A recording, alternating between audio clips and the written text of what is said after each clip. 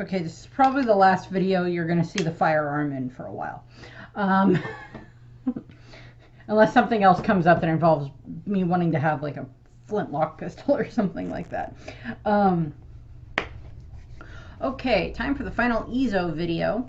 This is going to be covering basically like just the last part of his life from when he's going to be going back to Wano all the way up until his death during the Battle of Onigashima. So, basically what ends up happening is the premise of like how they find Ezo is Marco knows where he is. Nekomamushi has gone to Sphinx Island to see Marco, to recruit him, to ask him to come and help, and Marco agrees to come and help. And then we have it that Marco's like, well, I know where someone else is that might be able to help us here. And then Marco gives Nekomamushi the letter to tell Nekomamushi, or to give to Luffy to say he might be late, which ends up being not applicable anyway. And then he tells Nekomamushi where Ezo is. Nekomamushi goes there, finds Ezo along with his guardians, and they get him, and Ezo probably has like a bit of a breakdown because it's been so long for him since he's seen anyone from Wano. It's been like 26 years or whatever since the last time he saw Nekomamushi, and he's probably just like so overjoyed to see Nekomamushi, to see that just one of his friends isn't dead. And then like Nekomamushi on the way to Wano is probably filling him in on what's been going on. And like Kinemon's okay, Raizo's alive, Momonosuke's alive, Kanjuro's alive. They don't know that Kanjuro's a traitor yet. Informs them of this, informs Ezo of a lot of this stuff is probably what happens. And then on the way to Wano, Marco ends up coming along. He finds them and he joins them, and he's he's there when they get to Wano. By luck, they happen to arrive at Wano on the day of the raid on Onigashima. So basically what ends up happening is Marco, because he's a Phoenix, and Phoenix is one of the things they can do is carry very heavy loads, is Marco basically, I don't know exactly how they get the ship up there. I'm assuming just up the waterfall the way that the rest of the characters have been getting into Wano, because they didn't have access to the Moguro port. So they get up there, and basically Inarashi contacts Nekomamushi and tells him what's going on, for like, okay, we're heading to Onigashima. And Nekomamushi is probably like, fine, I'll meet you there or whatever. And, I brought some friends along or whatever. And so like Ezo's in the background while this is happening. And then Marco then basically flies Nekomamushi and Ezo up to Onigashima and drops them in the back right when the rest of the Scabbards have gotten to the back of the back entrance for Kaido's mansion. And basically what ends up happening is Ezo is finally back in his home country. But even regardless of what I said in the previous video about like the possibility that Ezo may have gone back to Wano at some point in time during like the 20 years or something, and gotten information about what had happened with Odin and the prophecy and everything, this is still like one of the only times he's been able to go back home since then and find out that, okay, not everybody that I grew up with that were my family back in Wano are dead. And like one of the first people he gets to see, because like him and Nekomamushi are dropped by Marco at the back of Onigashima, and where the rest of the Scabbards are. And like the first person that he sees obviously is his sister, is Kiku Nojo. And like she runs up to him and like they do hug, and I love that moment where they're finally reunited. For her, it hasn't been that long. I mean, like it's been several years, because the last time, and I'll go over this in Kiku's video obviously in the next set, but Kiku's videos in the next set, but she hasn't seen him for 7, 8, 9 years, something like that, 9, 10 years, somewhere in that range. Since he left Wano not purposely left Wano, but was chasing after Odin and got pulled along on the Moby Dick and everything, and got dragged into Odin's adventures and everything. And for Ezo, it's been 30 years since he's seen his sister, which is a very long time. I love my sister. I don't know if I could bear it if I didn't see her for 30 years, because I love my sister so much. And, you know, but it's like, and like, and nowadays we have, you know, like today, like here, we, you know, in our world, we have, you know, Zoom and video chat and, you know, texting and calling and everything else like that. Do you realize the long distance coverage charges that would have had to go through to set up a Denden Mushi call from Wano all the way out to wherever the frick part of the world Izo was traveling with the Whitebeard pirates? Do you realize how expensive that long distance connection was going to be, along with having to get through all of the loopholes of like the Navy listening in, of the Marines listening in on it, and the fact that it would have been really hard to find a Denden Mushi in Wano that was not controlled by Kaido or Orochi, or someone within their forces. So yeah, the conversation was not happening here. But for Izo, it's been like 30 years since he's seen his sister, and he is just so happy to see her. And one of the things that he says is she has, you know, she's grown so much, and that she's very much, you know, she's very much grown into an amazing swordsman, and he's going to see that in a moment when they fight against Kanjuro and the Beast Pirates and his creations and everything. So yeah, just Izo is just so happy to see his sister and everything. Marco just left to go check on a Shadow at Sea, which is like Big Mom's ship.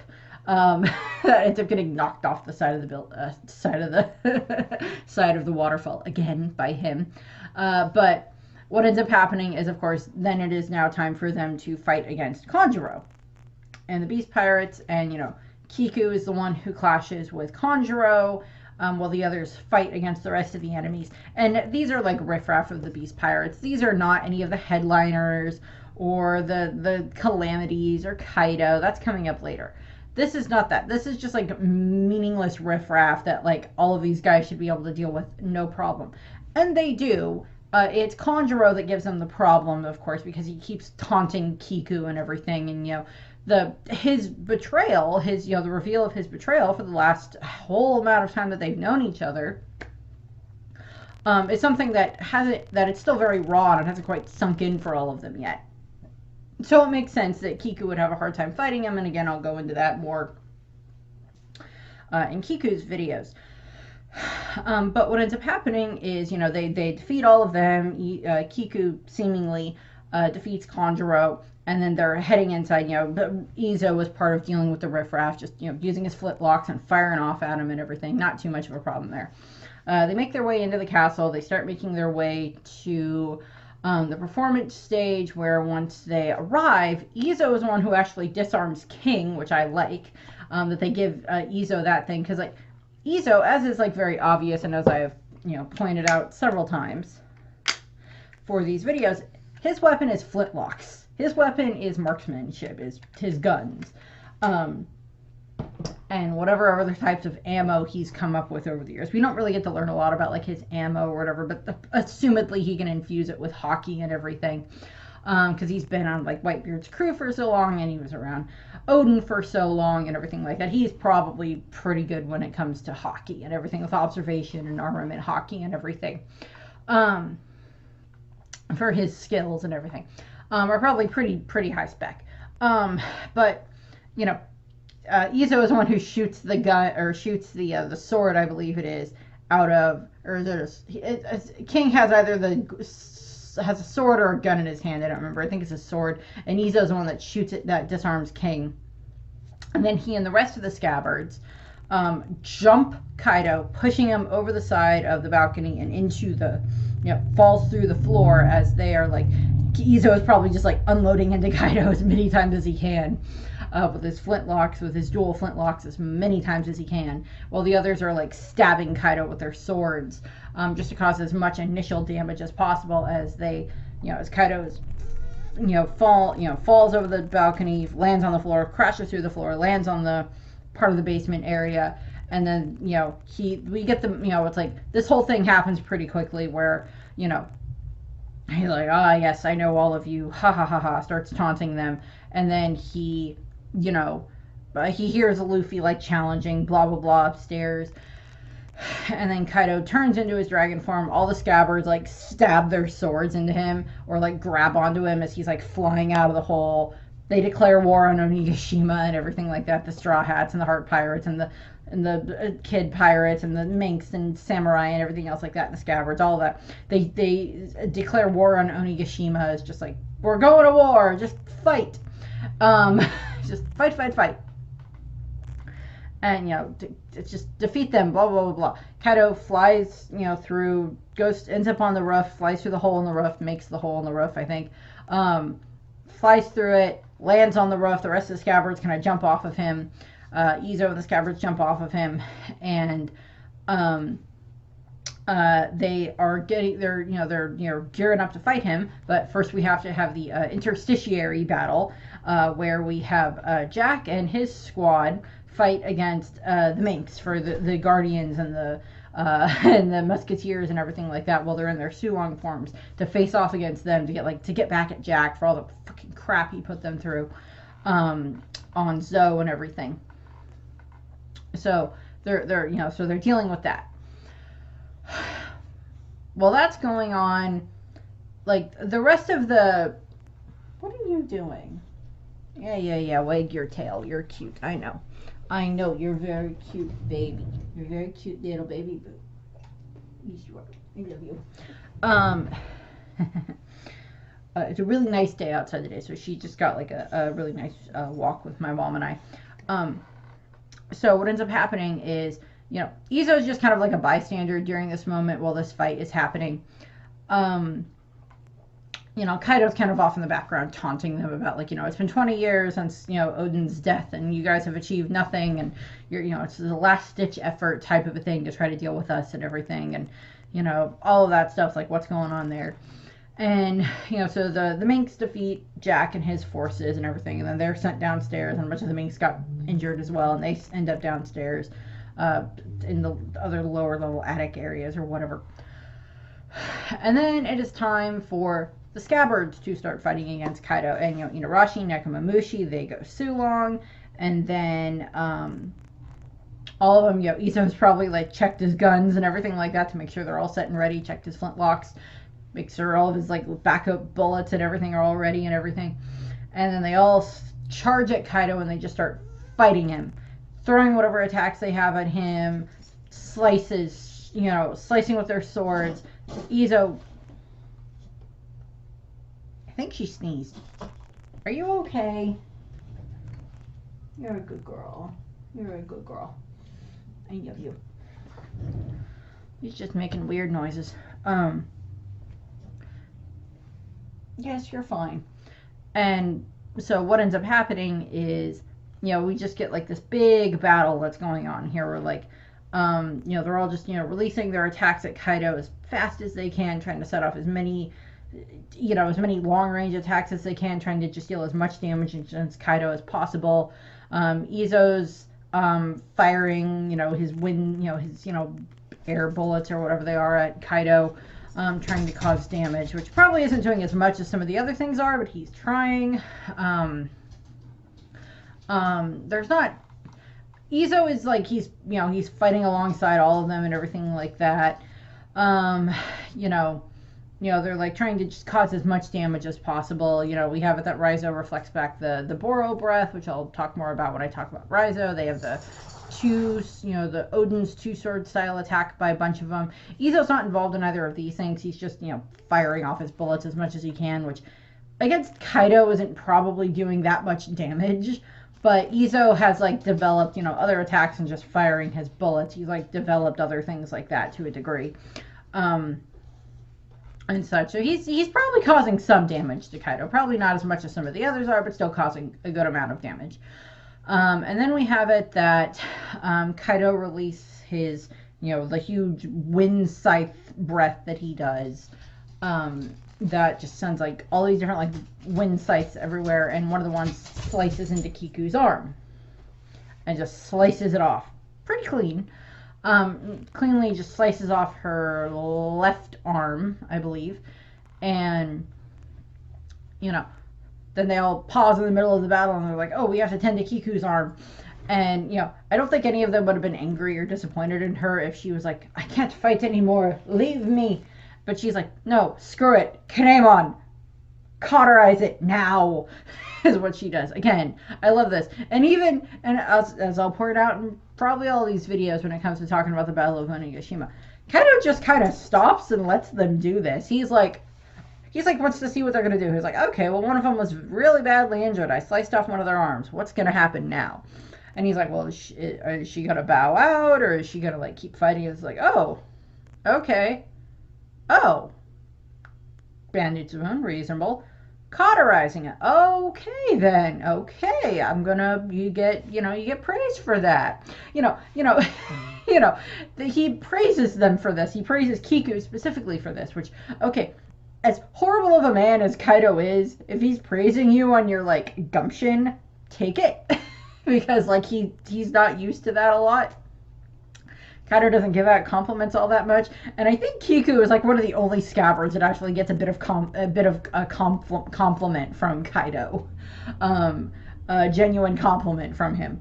And like Izo's there, and like he like kind of comforts his sister for a moment while she's like, just give me something to bite onto while they cauterize the wound, and he, so Izo's there helping with that and everything. And then we cut away from the battle because they're like, okay, we're going to return to this. And then basically by the time we cut back, they have all just been fully overwhelmed by Kaido. By all of his attacks. And they cause some damage. We know this because by the time, Kid and Killer and Zoro and Law and Luffy all make it up to the roof and everything like that, they are just all out flat. All very badly injured.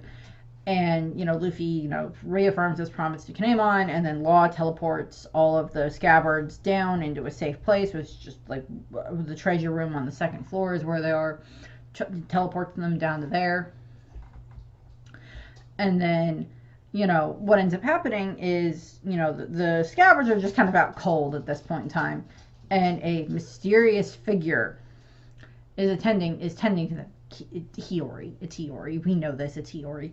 Where she is tending to them, like bandage their wounds, cleans them up. Probably doesn't necessarily stitch them up, but at least like cleans them up and bandages them up as best as she can. With everything. And so they get through all of that. They all wake up and they're like, okay, well, what's going on here? How did we get down here? And who bandaged us? I'm assuming eventually Hiyori told them. That she's the one that did it. But what ends up happening, or, maybe Denjiro put it together or something like that. I was like, oh, it's probably Hiyori that did this. I already talked about Denjiro, but he'd probably figure that out.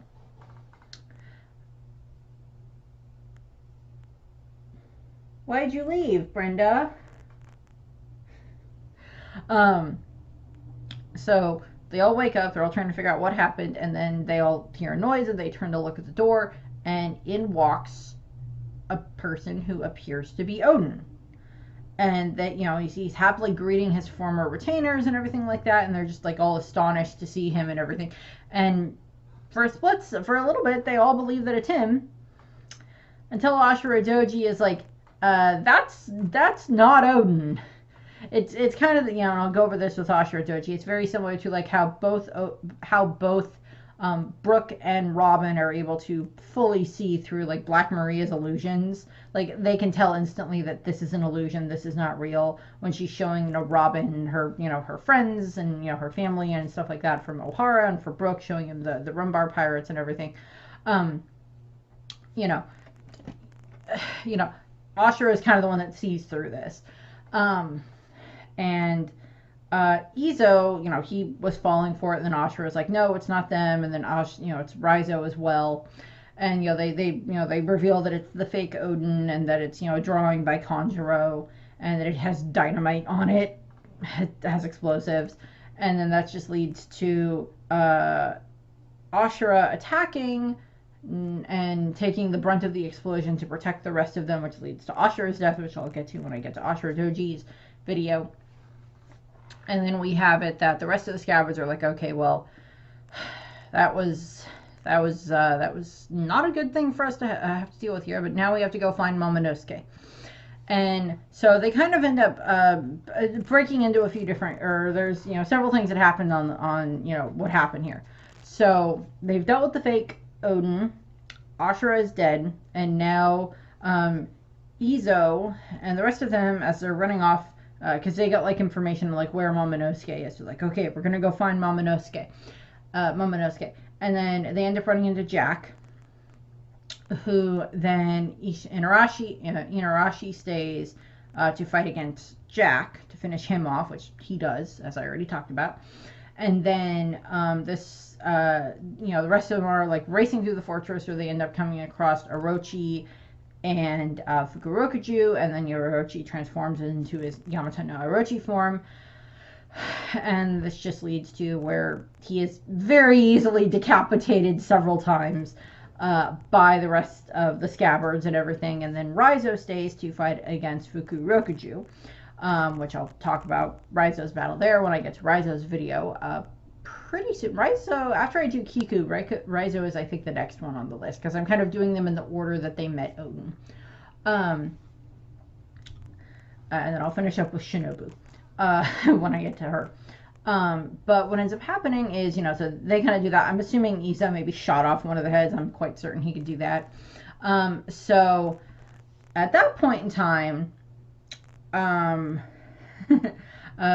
asks Kiku how she could, how she's doing with her arm, and she's like, this is nothing more than an itch compared to the pain she felt when he left Wano, which is like just a stab at him, just like, oh, jab at him. It's just like, you left Wano.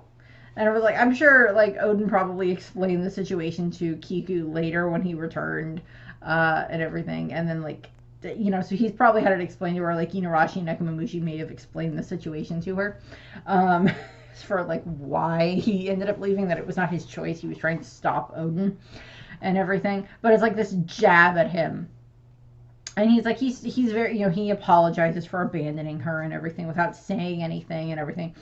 And Kawamatsu then kind of asks him what would happen to the country, if the borders were opened, which I don't really know if we get a full answer to this. But like Izo says that they can talk about it tomorrow if they all survive, which just, Izo, you had to say that. You had to say it, didn't you? Izo. And at that moment in time, they kind of end up breaking into other groups. And what ends up happening is Kinemon and Kiku head off to go to find Momonosuke. Because, he's running away from Kaido, and he's like Shinobu and Yamato helping him and everything. And so they're going to go try to find Momonosuke. And then Izo and Kawamatsu end up actually making their way down to the second floor, where they end up meeting Sanji. And he is carrying around the incapacitated Zoro at that point in time, all wrapped up. So they do that, and they tell Sanji, or Sanji tells them where that he was going to find Momonosuke, but Kawamatsu explains that Kinemon is on his way there, and they're like, okay. And then Zoro wakes up, and he advises them to go to the live floor, which they go to. And they head to the live floor. That's where they end up hearing about the announcement of Luffy's defeat by Kaido and everything for like the first time that day. Second time overall, first time that day, that night. And so they're like, oh no, that's not good. And like Izo knows how this morale like really hurts the Wano forces, that this really hurts their morale. They're like, oh, that's not good. But they keep going, and then Marco goes, and Izo goes, and basically what ends up happening next time is, so this is during when King and Queen are starting to fight like Zoro and Sanji, and like Queen has made some comment about like Lunarians, because like Sanji's able to light himself on fire, so he makes a comment about Lunarians, and then Marco's just kind of like daydreaming about or like Marco's kind of listening in on this, and like Izo's kind of like listening into is this, and Izo is just like, Izo and Marco are just kind of reunited on the battlefield at this point in time, because like Marco's gone and like dealt with Perospero and like a bunch of other stuff, and now he's back in the main stage, bunch of that stuff. And I think that's what happened. I don't remember. This is not a Marco video. This is just about Izo. And what ends up happening is Izo, at some point in time, Marco ends up daydreaming because he's remembering about like Whitebeard telling him about like the Lunarians that once lived on top of the Red Line, and Marco is about to get hit, and Izo ends up saving him, and then Marco's just kind of wondering aloud about this as Izo is protecting him, like carrying him under his arm, and then he's just like, "You sound like Pops when he's drunk." It's just like, oh good God, why stop daydreaming about this? You sound like Pops when he's drunk. Just don't do that when he was drunk. Don't do that, and everything like that. So it's just like they just are just that's when Momonosuke bursts in as the giant pink dragon with Luffy riding him up to the roof and everything. We kind of cut away from this state, from the live stage for a little while. King and Queen and Zoro and Sanji are off fighting each other and everything. Off with their battles, and Luffy's back on the roof fighting Kaido again, and everything else. So basically what ends up happening is, Izo and Marco are just Izo's just kind of on the live floor for a while, and then he ends up going because the castle is now on fire because of Orochi, just setting everything on fire, which does not help any of this at all. And what ends up happening is Izo is, he's worried about Kiku and everything, and about the fire and everything. So he goes off and he ends up making his way up to the second floor, where he finds Usopp and Hamlet, who's the giraffe smile dude. Find them trying to save Kiku and Kinemon, because they're very badly injured because of Kaido and fighting Kanjuro for a second time, and then finishing him off, and then dealing with Kaido and everything. And Izo sees that they're very badly injured, and he goes and speaks to Kiku and everything, and he tells her to focus on surviving. And because like Kiku's kind of like the, brother, you're here one last time, I must say goodbye to you before I pass. And he's like, no, you're gonna live, focus on that. And then he orders Usopp to carry them out of there, carry the two of them out of there. And then Izo stays behind to deal with the beast pirates that are there, that had like surrounded them, and preventing their escape. And Izo deals with these riffraff beast pirates pretty easily. And then on his way back down, after dealing with these guys, and he knows that like Kiku is in good hands with Usopp, because he knows who Usopp is, because he's paid attention to the Straw Hat Pirates because of Luffy and everything. Which is why I would really like it if like other members of the Whitebeard Pirates, former members of the Whitebeard Pirates, or allies of them, that were not defeated by Weevil, I would like it if they showed up again later, to help Marco, but also maybe to like something with Luffy, because like they may have been following any news about him in the newspaper because he's Ace's little brother, and because like they lost Ace, but they could, they have Luffy, and like maybe the support they would have given Ace they can put behind Luffy instead. That would be like a nice thing there. But back to this. While Izo is kind of, I guess, trying to make his way back down to the live stage, he ends up running into he ends up running into CP9. And this then results in Izo's final battle, where he ends up fighting against, I believe he's fighting against Maha, and because I think Joseph is the one that goes and fights against Drake. I don't think Drake's in this scene, but Izo ends up fighting against Maha, and who's the one with the mask, I believe. And we get like this fight between them that's just cutting in between their fight and like other fights and everything else like that.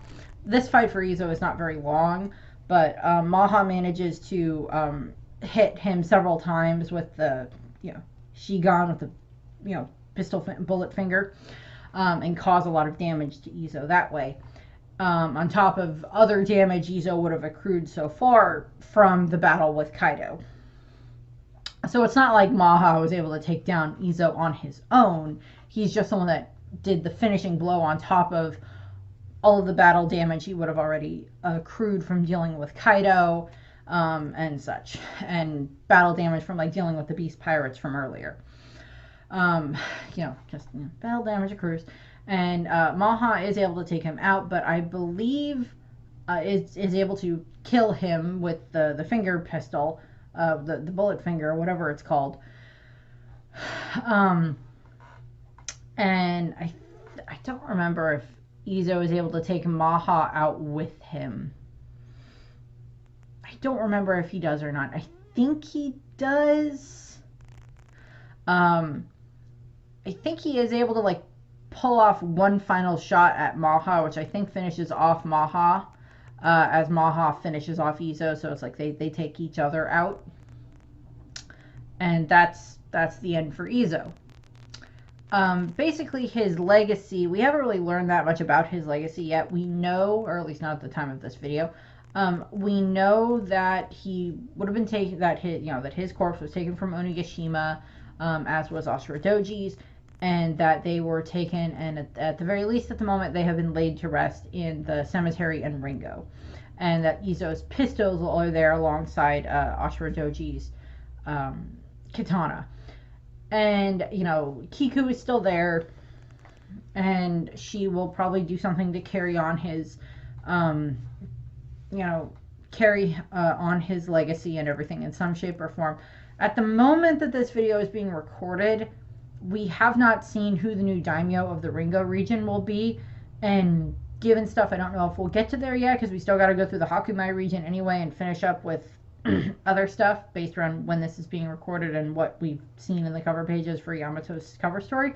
But I wouldn't be surprised if by the time we do get to Ringo, as I stated, my bet is Kiku being the daimyo of the Ringo region. That's my bet. That's where I'd put my money. And what ends up happening, my thought is that they'll get there because that's where Izo is laid to rest. That's also where they grew up, and it would allow her to some degree to still be near her brother in their home region, and she could go and visit his shrine, whatever she would want, and everything, and all of that. So it's like I kind of think that that's going to be the case. I could be wrong, and someone else may end up being the daimyo of Ringo, but like going off the list of who we've seen so far, we haven't hit that point yet, so we'll see what happens. And there is a bit of like, and I'll go over this with Kiku when I get to her as well. After the Battle of Onigashima, we do know that Izo dies. We don't know exactly what Kiku's reaction to finding out that Izo has passed is. That would have been a reaction I would have liked to have seen, because when Momonosuke returns and he walks into the city and everything, and he walks into the flower capital and everything with the rest of the Scabbards and Shinobu and such, and Hiyori beside him as the Nine Shadows returning, the Nine Shadows cast across the sky, and they get there and like Izo's not there, and like I can understand Kiku kind of like holding it in, and then like maybe once they've like returned to the actual castle, the palace there, that like she fully finds out that Izo passed, that Izo died during the battle, and like she just like bawls her eyes out. And I mean, like I don't think any of the Scabbards would look less on her for that, because they probably also cried a lot for Ashura-doji as well, given the circumstances, and since he passed as well. I wish that they had shown us something. I wish Oda or the anime possibly had added in something where we see Kiku crying over the loss of her brother, crying over the loss of Izo. And that would have been just like an easy thing to add in. It doesn't have to be anything major, major panel or anything like that. Just show something there. Maybe have had her be at the graveyard with Kinemon and Kawamatsu, when they're laying the weapons to rest and everything before returning to the flower capital for the festivities and everything. But like Kiku is like, she's hanging out with the Straw Hats and such at that point in time, which is not a bad thing. They are her friends. But, and, being around Momonosuke and the others and stuff like that as well. But, it's just like, they could have at least showed something where she was a bit, more heartbroken about her brother dying after they'd just been reunited earlier that night.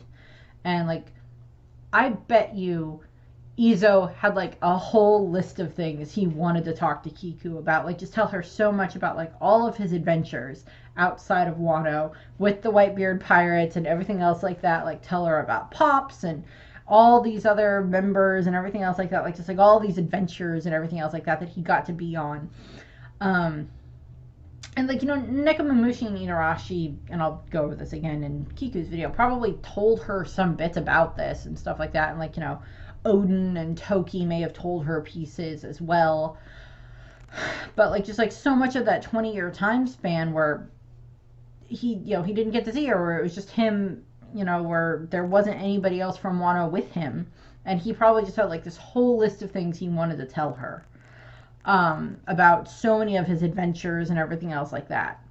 And Izo doesn't get to do that. And that's sad. That's actually a very heartbreaking thing, that, like, Izo had all of these adventures for the past 30 years, and Kiko gets to hear about a fraction of them from other people who were there, not from her brother's perspective, but from, like, the other Scabbards and Odin and Toki and stuff. Not that she doesn't treasure those, I'm sure, but then there's, like, this whole 20-year chunk of time where she doesn't get to hear about him, and Marco doesn't even stick around freaking long enough to tell Kiku stories about Izo. That would have been great scenes to have, or a great scene to see Marco and Kiku talking, and having Marco tell her it's just like, I know we lost Izo, and I'm sorry about that, but I was around him as one of his, crewmates and everything else like that, as as part of Pops' crew for the past, whole time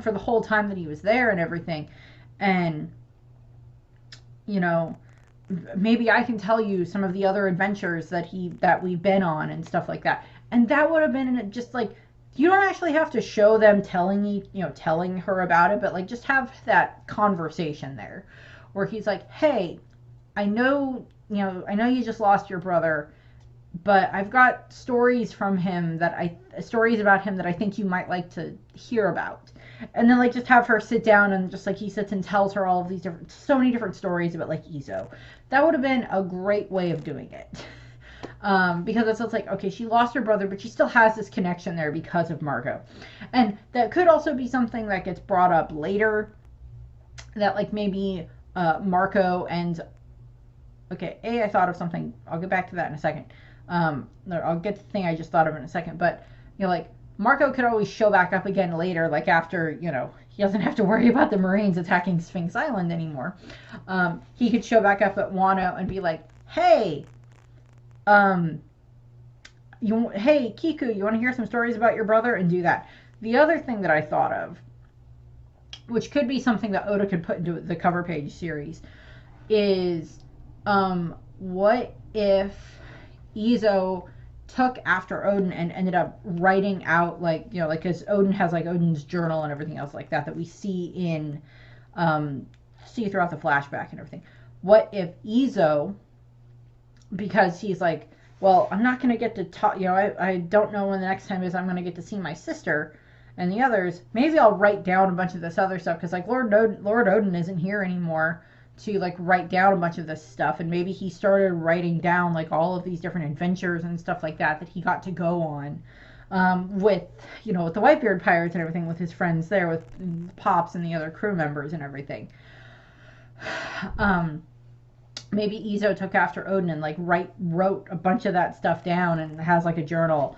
And then maybe Izo either Izo possibly had the journal with him and it gets given to Kiku. Maybe he didn't have it, like, on him when he died, but, like, maybe he brought it with him when Nekomamushi picked him up. Maybe he brought that with him because he probably didn't have any intention of returning home to wherever it was he'd been living at that point in time, but he may have brought the journal with him, and then Nekomamushi or one of his, his guardians or whatever may have found it and been like, hey, this was left on the boat. It's Izo's handwriting, or it's from Izo.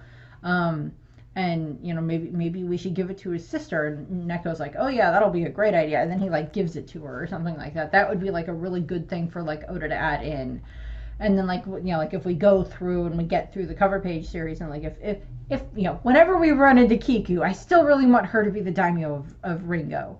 And like maybe we get there and she has, we see her reading a journal, and maybe it is like Izo's journal, and that was given to her. And so she's sitting at like the shrine, and she's like sitting there reading the journal out loud to hear about hear reading it to herself while sitting at the shrine, maybe reading it out loud or whatever, as she's there, so she knows. So Izo will know that she got this, so that she's getting to read about his journeys and everything. But that's just like, I just thought of that off the top of my head. I really want that to be a thing now. I don't know if it's going to be a thing, but I hope it is. That would be a really nice thing to do, and I put like, it would make the whole thing of like, we didn't really get much of a reaction out of her, or we didn't see much of a reaction out of her to Izo's death yet.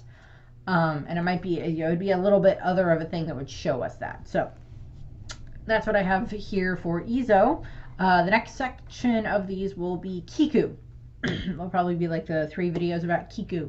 And we'll see where we are in the cover page series by the time I record the 3rd one for Kiku. So that's what we have. I thank you for watching. I hope you enjoyed the video, and I hope you have a nice rest of your day. Bye!